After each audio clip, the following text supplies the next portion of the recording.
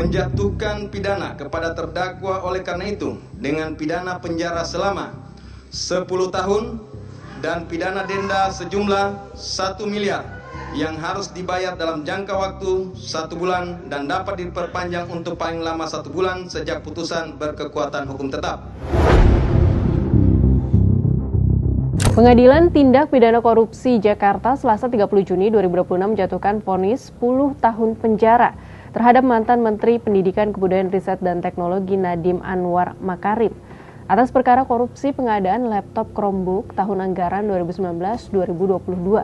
Selain itu, Nadiem diwajibkan membayar uang pengganti 809 miliar rupiah, subsidiar 9 tahun kurungan jika tidak dibayar. Bagaimana respons Nadiem dan bagaimana perjalanan kasusnya sejak awal ditetapkan tersangka? Kita bahas. Saya akan berjuang. Saya akan segera melaksanakan naik banding untuk tertua demi kebenaran, demi anak-anak muda, demi profesional yang di luar sana, demi semua orang jujur yang dikriminalisasi. Saya tidak akan berhenti.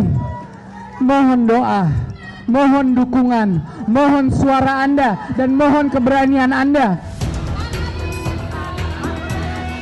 Kasus hukum yang menjerat Nadiem bermula saat ia ditetapkan sebagai tersangka pada Kamis 4 September 2025.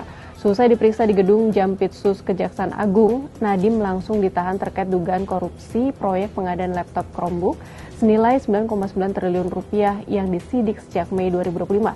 Kejaksaan mendakwa Nadiem menyalahgunakan jabatannya untuk mengarahkan kebijakan pengadaan laptop demi menguntungkan bisnis pribadinya. Nadiem kemudian mengajukan pra-peradilan, tetapi gugatan itu ditolak karena hakim menilai penetapan tersangka telah memenuhi syarat hukum sehingga perkara berlanjut ke Pengadilan Tipikor Jakarta. Sidang perdana digelar pada Senin 5 Januari 2026. Jaksa mendakwa Nadiem menerima keuntungan pribadi sebesar 809 miliar rupiah dari proyek Chromebook dengan kerugian negara mencapai 2,1 triliun rupiah. Kejaksaan menilai pemilihan laptop berbasis Chrome bukan semata untuk kepentingan pendidikan, melainkan agar Google meningkatkan investasinya ke PT Aplikasi Karya Anak Bangsa, perusahaan yang didirikan Nadiem sebelum menjadi menteri. Dalam nota keberatannya, Nadiem membantah seluruh tuduhan dan menyebut perkara tersebut merupakan benturan antara kelompok pembaru dan kelompok yang ingin mempertahankan status quo. Ia juga menegaskan kekayaannya berasal dari kepemilikan saham Gotoh, bukan hasil korupsi.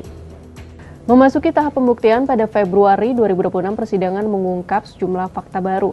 Mantan pejabat pembuat komitmen Kemendikbudristek Dhani Hamidan Khoir mengakui adanya pembagian uang dari pihak swasta senilai 30.000 dolar AS dan 200 juta rupiah kepada sejumlah pejabat serta untuk operasional kantor.